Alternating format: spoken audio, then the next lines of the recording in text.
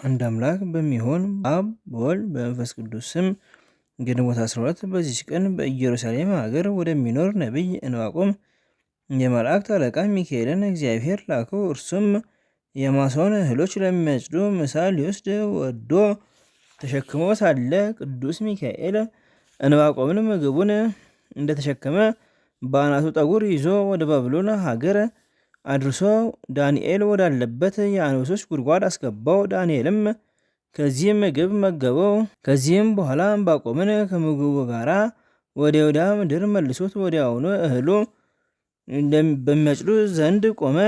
ስለዚህም ለከበረ መልአክ የመላእክት አለቃ ሚካኤል በየወሩ ሁሉ መታሰቢያውን እናድርግ። የቤተክርስቲያን መምህራን አዘዙን። አማላጅነቱ ከኛ ጋር ይኑር ለዘላለሙ አሜን። በዚች ዕለት ሃይማኖቱ የቀና ንጉሥ በእደ ማርያም ልጅ የኢትዮጵያ ንጉሥ እስክንድር የዕረፍቱ መታሰቢያ ነው። ለእግዚአብሔር ምስጋና ይሁን፣ እኛም በቅዱሳኑ ጸሎት ይማረን ለዘላለሙ አሜን። በዚችም ዕለት የዓለም ሁሉ መምህር የሆነ የከበረ አባት ዮሐንስ አፈወርቅ አረፈ። ይህም አባት ከእስክንድርያ ሀገር ሰዎች ወገን ነው።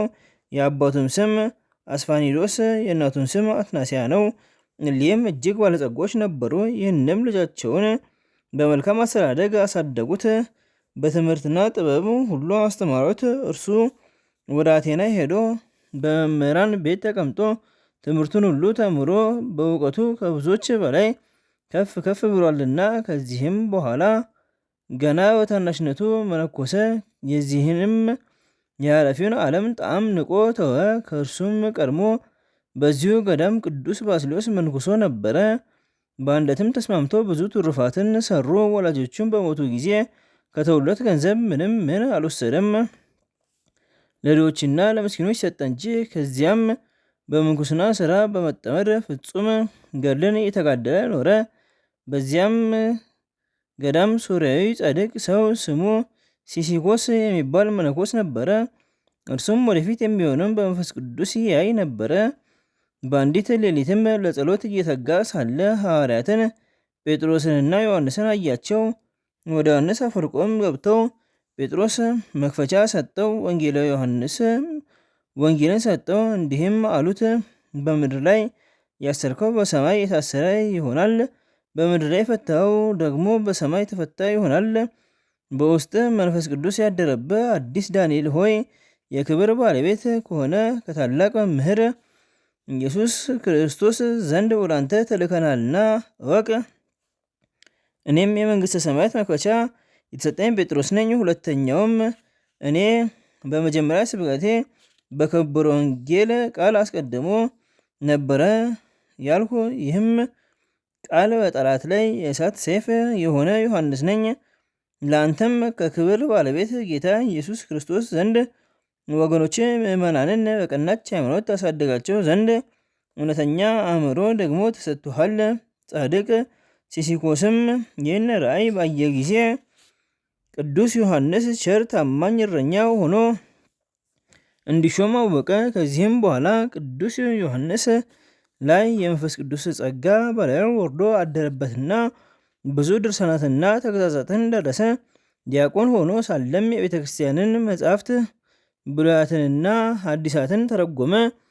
በአንዲት ሌሊትም ቅዱስ ዮሐንስ ሲጸልይ የእግዚአብሔር መልአክ በድንገት እንደ በረዶ ነጭ የሆነ ልብስ ገለጠለት። ቅዱስ ዮሐንስም ሲያየው ደንግጦ በምድር ላይ ወደቀ።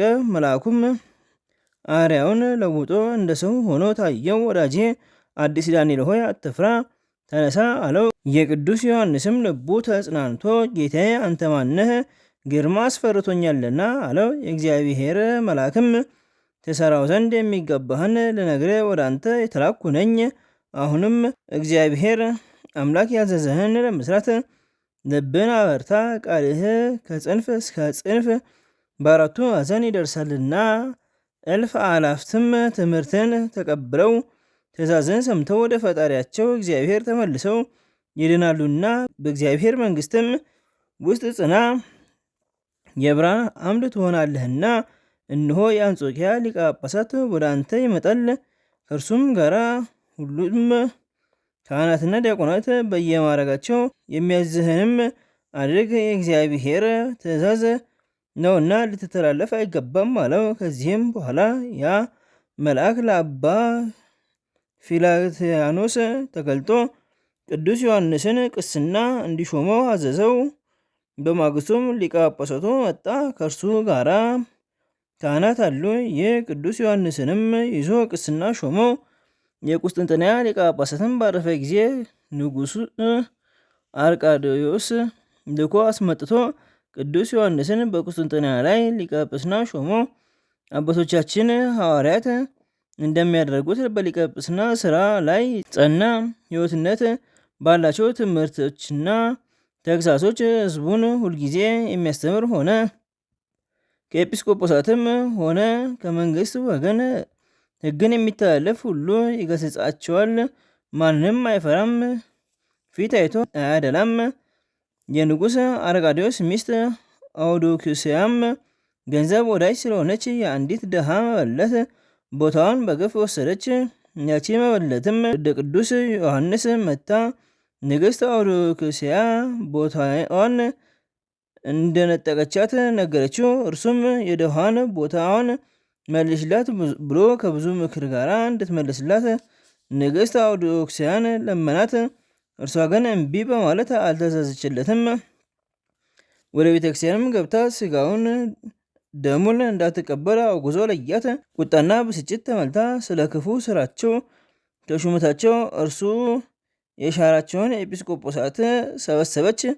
እነርሱም ንግሥቲቱን ስለተቃወመ ስደት እንደሚገባው በእርሱ ላይ ተስማምተው ጻፉ። እርሷም አጥራክያ ወደሚባል ደሴት ሰደደችው። ከዚያም በደረሰ ጊዜ የዚች ደሴት ሰዎች በክፉ ስራ ጸንተው የሚኖሩ ከሃዲያን ሆነው አገኛቸው። ቅዱስ ዮሐንስም አስተማራቸው፣ ገሰጻቸውም። በፊታቸውም ስላደረጋቸው ድንቆች ታምራት ወደ ቀናች ሃይማኖት አስገባቸው። የሮሜ ንጉሥ አሮኔዎስ እና ሊቀ ጳጳሳት ዮናኪኒዶስ ስለ ቅዱስ ዮሐንስ ስደት በሰሙ ጊዜ እጅግ አዘኑ። በንጉሥ አርቃዴዎስ ላይም በመቆጣት እንዲህ የሚል ደብዳቤ ጽፈው ላኩ። ከዚህ ከክፉ ስራ ተጠበቅ፣ ትእዛዛችንም ተቀበል። የከበረ ዮሐንስ ከስደቱ ካልመለስከው በአንተና በእኛ መካከል ሰላም አይኖርም። መልእክታቸውንም ባነበበ ጊዜ እጅግ አዘነ። ሚስቱንም አግዶ ልኮ ቅዱስ ዮሐንስን ከስደቱ መለሰው። በተመለሰ ጊዜም የቁስጥንጥንያ ሰዎች በመመለሱ ታላቅ ደስታ አደረጉ። ከጥቂት ቀኖች በኋላ ንግሥቲቱ ወደ ክፋቷ ተመልሳ ሁለተኛ ወደ አጥራኪያ ደሴት ሰደደችው። በዚያው አረፈ። ንጉሥ አኖሪዎስና ሊቀ ጳጳሳት ዮናኪዶስም በሰሙ ጊዜ መልእክትን ላኩ።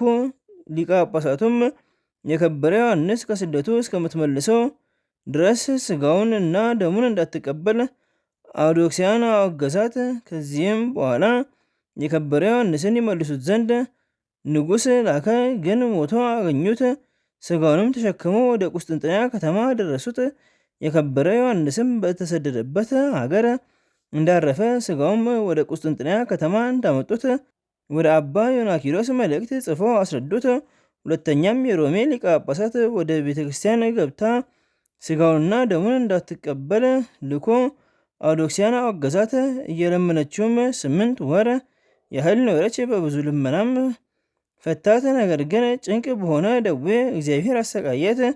ያድኗት ዘንድ ገንዘቧን ለባለማድኃኒቶች ጥበበኞች እስከሰጠች ድረስ አልዳነችም። ወደ ቅዱስ ዮሐንስም መቃብር ሄዳ በእርሱ ላይ ያደረገችውን በደል ይቅር ይላት ዘንድ የሰገደችና ያለቀሰች ለመነችው። እርሱም ይቅር አላት፣ ከደዌዋም ፈወሳት። ጌታችንም ከስጋው ታላላቆች ድንቆች ታምራት ገለጠ። ስለ እርሱ እንዲህ ተባለ።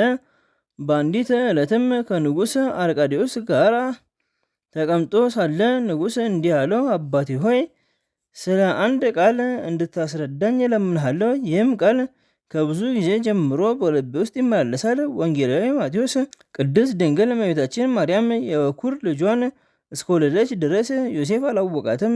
ስለምን ወንዶችና ሴቶችን እንደሚያውቋቸው ዮሴፍ አወቃት አለው።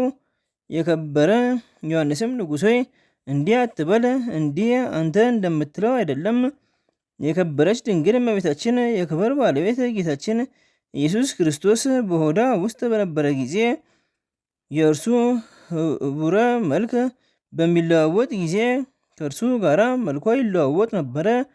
በንጹህ ብርሌ ውስጥ ውሃ በጨመሩ ጊዜ ውሃ መስሎ እንደሚታይ፣ ወይን ጠጅ ቢጨምሩም ያንኑ መስሎ እንደሚታይ፣ ወይም ከውስጡ በተጨመረው ቀይ ቢሆን ቀልቶ እንደሚታይ፣ ቀጠልያም ቢገባበት ቀጠልያ መስሎ እንደሚታይ፣ ድንግልም በሆዷ ውስጥ የልጇ መልክ በሚለዋወጥ ጊዜ ከእርሱ ጋራ መልኳ ይለዋወጥ ነበረ።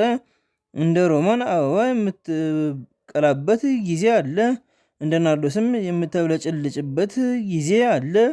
የለመለመ ቅጠል የምትመስልበትም ጊዜ አለ። ከወለደች በኋላ ግን አልተለወጠችምና ዮሴፍ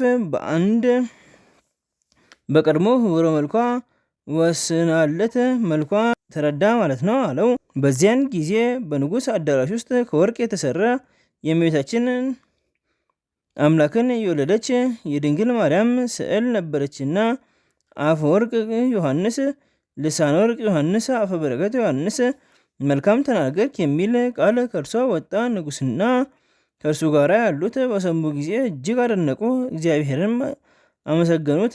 በዚያ ጊዜ ንጉሥ አዞ ወርቅ ሰሪ አስመጥቶ የከበረ ዮሐንስ የወርቅ ልሳን አሰርቶ ለሚያየው ሁሉ መታሰቢያ ምልክት ሊሆን አምላክን ከወለደች ከእመቤታችን ከድንግል ማርያም ስዕል ዘንድ ሰቀለው። ቅዱስ ዮሐንስም ከዚያች ቀን ወዲህ ልሳነ ወርቅ ብሎ ጠራው። አፈ ወርቅም ተብሎ እስከዛሬ ተጠራ። ለእግዚአብሔር ምስጋና ይሁን፣ እኛንም በዚህ አባት ጸሎት ይማረን፣ በረከቱም ከኛ ጋር ለዘላለሙ ትኑር አሜን። በዚችም ቀን በኢየሩሳሌም አገር በጎልጎታ ላይ ከፀሐይ በልጦ በሚያበራ ብርሃን የከበረ መስቀል መገለጥ ሆነ። ይኸውም ለኢየሩሳሌም አባ ቄርሎስ ኤጲስቆጶስ ሆኖ በተሾመበት በታላቁ ቆስጠንጢኖስ ልጅ በሚያንሰው ቆስጠንጢኖስ ዘመነ መንግስት ነው። መገለጡም የሆነው ከቀኑ 6 ሰዓት ነው። መስቀሉም ብርሃን የፀሐይን ብርሃን ሸፍኖ በግልጥ እየታየ እስከ 9 ሰዓት ቆየ። ሰዎችም ሁሉ ያዩት ዘንድ ከቦታው ሁሉ ይወጡ ነበረ። አባ ቄርሎስም እንዲህ የሚል መልእክትን ወደ ንጉሥ ቆስጠንጢኖስ ሲልክ፣ ንጉሥ ሆይ እወቅ፣ አስተዋል። የከበረ አባት በቆስጠንጢኖስ ዘመን እንደ ከዋክብት መስቀል ከሰማይ ታየ። ሁለተኛም በዘመነ በቀራንዮ ላይ የብርሃን መስቀል የፀሐይ ብርሃን ሸፈነው። የክብር ባለቤት የሆነ እስከ ጌታችን ኢየሱስ ክርስቶስ መቃብርና እስከ ደብረ ዘይት ተዘረጋ አለው። ሁለተኛም በዚች ደብዳቤ እንዲህ አለው፣ ንጉሥ ሆይ የከፋችና የረከሰች የአርዮስ ሃይማኖት ተጠበቅ፣ የሚያምኑባትንም አትቀበላቸው፣ በምን አትሳተፋቸው። ከዚህ በኋላ አባ ቄርሎስ ይህን የከበረ መስቀል በተገለጸበት ቀን በዓል አደረገ። እርሱ በስውርና በግልጥ የሚመጣብን ጠላት ተዋግተን የምንድንበት የጦር መሳሪያ ነውና የጸና እምነት በምንማጸንበት ጊዜ ለእግዚአብሔርም በመስቀሉ ላዳነን በከበሩ ደሙ ፈሳሽነት ላነጻን ምስጋና ይሁን። ዛሬም ከሚጣለን ሁሉ ይጠብቀን ይቅርም ይበለን ለዘላለሙ አሜን። በዚችም ዕለት ሰማዕታት የሆኑ ዲያቆን ሚናስና እስጢፋኖስ መታሰቢያቸው ነው። በረከታቸውም ከኛ ጋር ትኑር ለዘላለሙ አሜን። በዚችም ቀን የመላሊኤል ልጅ ያሬድ ዕረፍቱ ነው። ያሬድም ሞቶ 62 ዓመት ኖሮ ሄኖክን ወለደው። ሄኖክም ከወለደው በኋላ 800 ዓመት ኖረ፣ ወንዶችና ሴቶችን ልጆች ወለደ። መላ ዘመኑም 962 ዓመት ሆነው። በዕለተ ዓርብም በ3 ሰዓት አረፈ። ለእግዚአብሔር ምስጋና ይሁን። የቀደሙ አባቶቻችን በረከታቸውም ከኛ ጋር ለዘላለሙ ትኑር አሜን። በዚችም ቀን የመነኮሳት ሁሉ አለቃ ሐዋርያና ሰማዕት የታላቁ መምህር የክቡር አባታችን ተክለ ሃይማኖት የስጋው ፍልሰት ሆነ። የፍልሰቴም ምክንያት በ56 ዓመት ከዋሻ ውስጥ ወደ አነጹልህ መቃብር ያፈልሱታል ብሎ ለእግዚአብሔር የነገረው ዘመን በደረሰ ጊዜ ያን ጊዜም ተአምር ተደርጎ ዕውራን አዩ፣ አነከሶች ተስተካከሉ። ይህም በወራሴ መንበሩ በአባ ሕዝቅያስ ዘመን ሆነ። ዕለቱም ግንቦት 12 ነው። ለእግዚአብሔር ምስጋና ይሁን። እኛንም ተጋዳይ በሆነ ሰው በጻድቁ አባታችን በተክለ ሃይማኖት ጌታን ደስ ባሰኙት በቅዱሳን ሁሉ ጸሎት ይማረን ለዘላለሙ አሜን። በዚችም ቀን በአባታችን ተክለ ሃይማኖት መንበር ከተሾሙ መምህራን 17ኛ ቁጥር የሆነ የደብረ ሊባኖስ መምህር ክቡር አባ አብርሃም አረፈ። ለእግዚአብሔር ምስጋና ይሁን፣ እኛንም በጸሎቱ ይማረን ለዘላለሙ አሜን። አንድ አምላክ በሚሆን በአብ በወልድ በመንፈስ ቅዱስ ስም ግንቦት 13 በዚች ቀን የከበረ አባት በገድል ተጠምዶ የኖረ ብልህ አርሳኒዮስ አረፈ። ዘአቅረብ ኮማይሌት ያዘኪረ አይላፈም ለተጸምዱከ ዘልፈለል ለነብብ ተወከፍ ዘኔቴ መጽሐፈን ተረሴከ እግዚኦ ጸሪቀኑ ተወከፈ ለአብኦ ውላን ዘተርፈ ነቢያት ቅዱሳን ሐዋርያት ሰባኪያን ሰማዕታት ወጻድቃን ደናግል አዲ ወመነኮሳት ሄራን ባርኩ ባርኮ ወለቲ መካን እስከ ረጊሊ ቆኖስ ሕፃን ለጻፎ በክርታስ ወለዛ ጻፎ ወንዘ ይደርስ ወለዛ አንቦ ስትርጎም በሳዲስ ወለሰማ ቃሉ በዝነ መንፈስ ጸሎተሙ ማርያም አራቂተ ኩሉም ባስ ወሬ ማረን ኢየሱስ ክርስቶስ ቅዱሳኑ ጸሎት ይጠብቀን። በረከታቸውም ከኛ ጋር ትኑር። አምላከነ በከመ ትኮን ከመ ሰማይ ወምድር